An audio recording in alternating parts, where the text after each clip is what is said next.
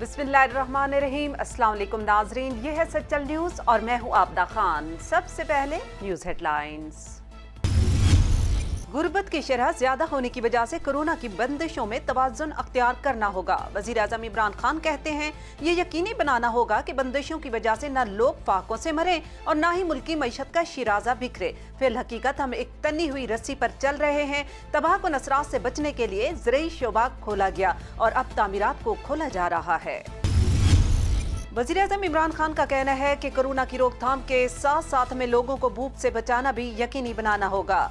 Corona virus की तबाहकारियां दुनिया भर में फैली हुई हैं और पाकिस्तान इस आलमगीर वबा से मुतासरा ममालिक की फहरिस्त में शामिल है, जहां अब तक 40 अमवात हो चुकी हैं।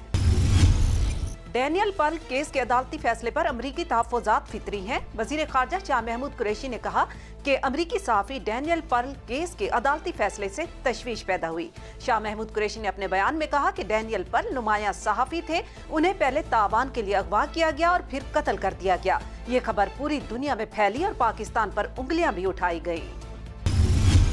पाक फिजाया का C-130 तैयारा ज़ायरीन को लेकर स्कर्दू पहुंच गया। ज़ायरीन को पाक ईरान सरहद पर वाक़े ताफ्तान पर आर्जी तौर पर रखा गया था। तफसीलात के मुताबिक हुकूमत पाकिस्तान की हिदायत पर पाक फिजाया भी कोरोना वायरस के खिलाफ जंग में इमदादी कार्रवाइयों में सरगर्म अमल है। मुल्क में कोरोना वायरस मजीद 5 अफराद जाँ बहक हो गए, तादाद 40 हो गई। नेशनल कमांड एंड ऑपरेशन के मुताबिक गुज़श्ता 24 घंटों में मजीद 161 केस सामने आ गए। मरीजों की तादाद 2708 हो गई। पाकिस्तान को पहला ब्रिटिश ओपन स्क्वाश जीते 69 बरस बीत गए। गूगल ने पाकिस्तानी लेजेंड हाशिम खान को खिराज अकीदत पेश किया है, डूडल जारी कर दिया। आलमी इदारा बराए सेहत ने कोरोना से मरने वालों की तदफीन के लिए गाइड्स लाइन जारी कर दी, जिसके लिए इंतहाई एहतियात की जरूरत है।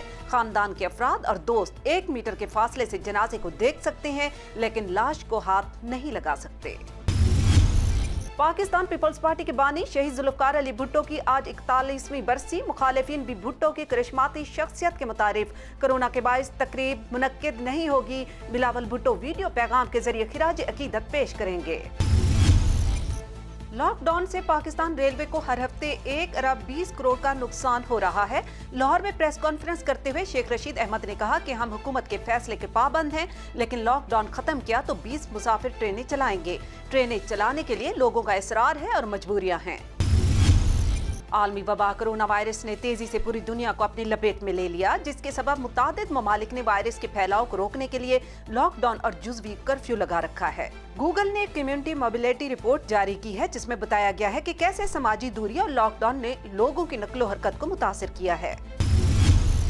व्हाट्सएप और समाजी राब्ते के दीगर प्लेटफॉर्म्स पर एक मैसेज ज़ेरे गर्दिश था, जिसमें दावा किया गया था कि 4 अप्रैल की रात 12 बजे मुल्क भर में डिजास्टर मैनेजमेंट एक्ट नाफिज हो जाएगा।